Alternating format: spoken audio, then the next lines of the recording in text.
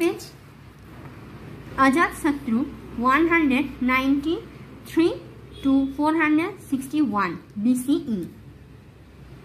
Bimbisara was succeeded by his son Ajatasattu. Bimbisar পর তার পুত্র অজাতশত্রু রাজা হন।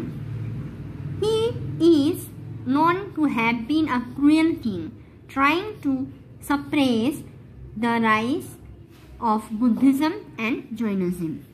তিনি একজন নিষ্ঠুর রাজা ছিলেন বলে জানা যায়। তিনি বৌদ্ধ এবং জৈন ধর্মের উত্থানকে দমন করার চেষ্টা করেছিলেন। He shifted his capital of Pataliputra, situated at the junction of the river Ganga, Sarayu and Son, to facilitate his wars to conquest. তিনি তার বিজয়ের যুদ্ধের সুবিধার্থে গঙ্গা এবং সরজু এবং স্বর নদীর সংযোগস্থলে অবস্থিত পাটলিপুত্র তার রাজধানী স্থানান্তরিত করেন। Jain texts mention that Ajatasattu used two new weapons in wars, a catapult and a covered chariot with the swinging mace. Jain গ্রন্থে উল্লেখ করা হয়েছে যে অজাতশত্রু দুটি নতুন অস্ত্র ব্যবহার করেছিলেন।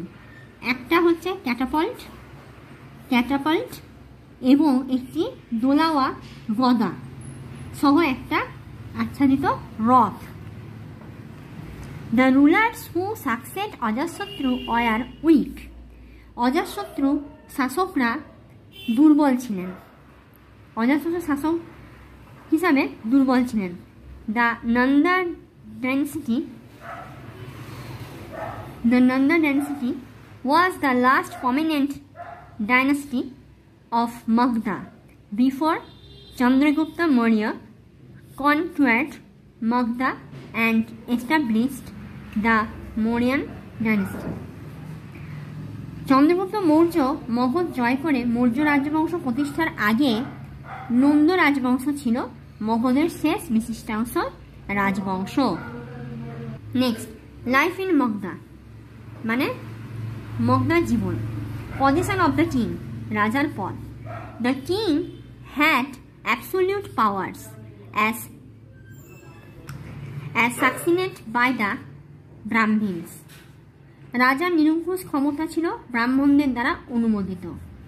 The king in turn held the Brahmins in great respect.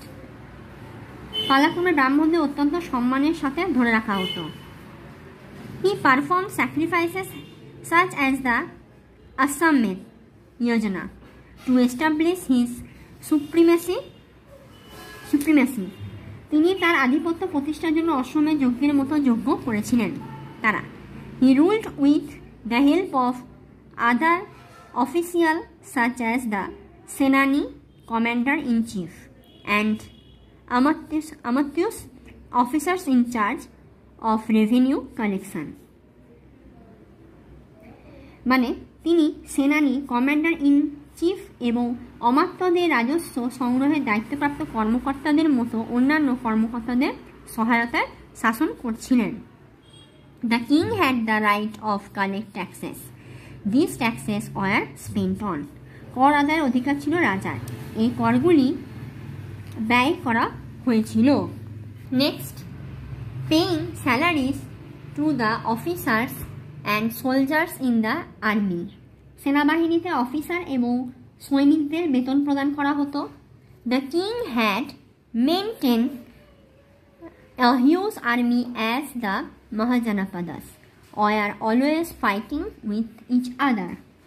Mahajanapada সর্বদা একে অপরের সাথে যুদ্ধ করত বলে রাজাকে একটা বিশাল সেনাবাহিনী বজায় রাখতে হয়েছিল। Building roads, wells and canals for the benefit of the people. জনগণের স্বার্থে রাস্তা, কূপ এবং খাল নির্মাণ করা হয়েছিল। Supporting the Brahmins by paying them for their religious services. ব্রাহ্মণদের তাদের ধর্মীয় সেবার জন্য অর্থ প্রদান করা হতো, তাদেরকে সমর্থন করা হতো। fortifying the capital against invasions. আক্রমণের বিরুদ্ধে রাজধানীকে শক্তিশালী করার জন্য ব্যবস্থা করা হয়েছিল। সোসাইটি, সমাজ। Society remained divided into 4 main varnas. সমাজ 4টি প্রধান বর্ণে বিভক্ত ছিল: ব্রাহ্মিনস, ক্ষত্রিয়স, বৈশ্যস অ্যান্ড শূদ্রাস। ব্রাহ্মণ, ক্ষত্রিয়, বৈশ্য এবং শূদ্র। The first 3 classes enjoyed all the privileges. প্রথম 3টি ক্লাস সব সুযোগ সুবিধা উপভোগ করেছে বা করত। The Brahmins framed laws which the rest of the society had to follow. ব্রাহ্মণরা আইন প্রণয়ন করেছিল যা সমাজের বাকি অংশকে অনুসরণ করতে হয়েছিল। The position of the Shudras remained inferior to others intercaste marriages were not permitted. শূদ্রদের অবস্থান অন্যদের থেকে নিকৃষ্ট ছিল, আন্তঃবর্ণ বিবাহের অনুমতি ছিল না। Child marriage and polygamy were common and women continued to have a lower status in the society. কি বলেছে যে বাল্যবিবাহ এবং বহুবিবাহ প্রচলিত ছিল এবং সমাজের নারীদের নিম্ন মর্যাদা অব্যাহত ছিল।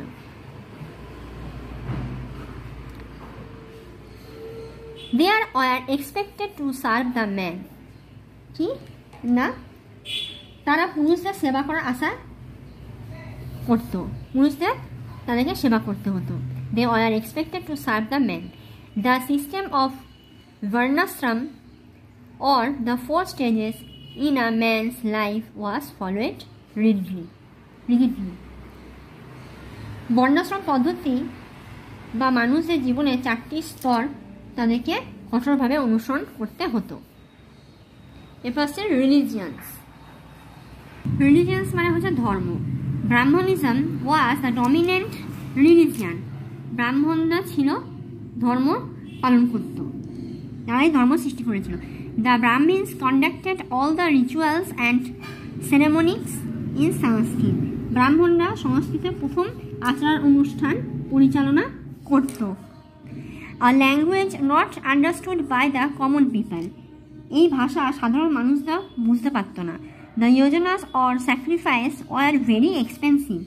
যোজনা যজ্ঞ খুবই ব্যয়বহুল ছিল। হ্যাঁ, the common people, especially the poor, felt sidelined and resented this.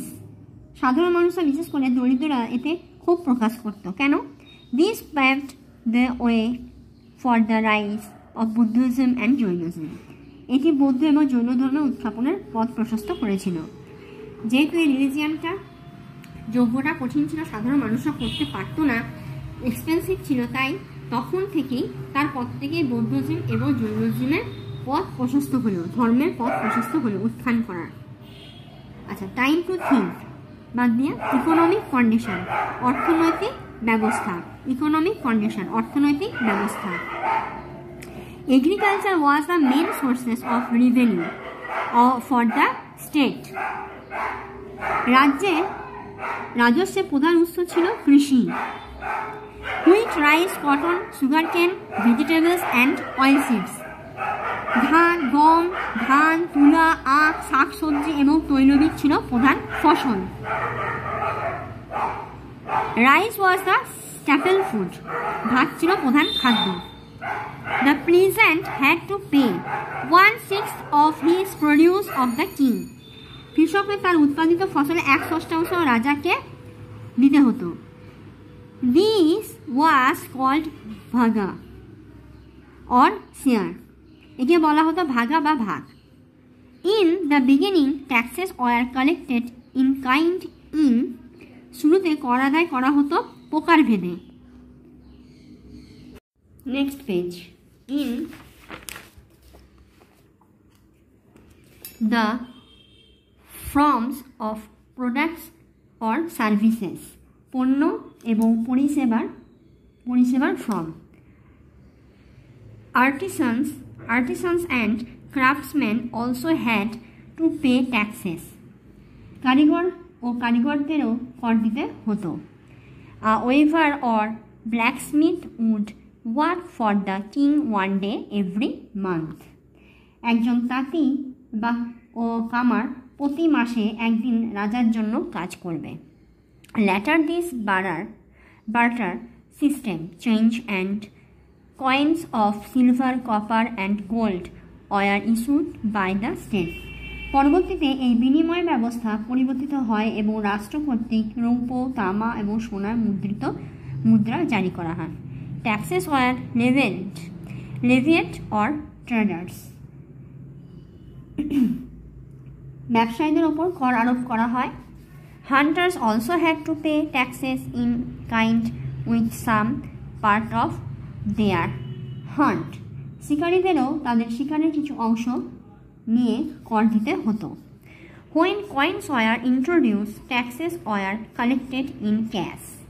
যখন কয়েন চালু হয় তখন কর নগদে আদায় করা হতো। Artisan and craftsmen organized themselves into guilds. কারিগর এবং কারিগররা নিজেদের গিল্ডে সংগঠিত করেছিল। These professions were hereditary. এই পেশাগুলো ছিল বংশগত। গুড টু নোতে কি বলা হয়েছে জেনে রাখা ভালো। In the ancient Greek city-state, Athens, a system of democracy developed where the entire male population assembled in one place to discuss political matters. This type of political system is known as direct democracy. প্রাচীন Greek রাজ্য Athens গণতন্ত্রের একটি ব্যবস্থা গড়ে উঠেছিল যেখানে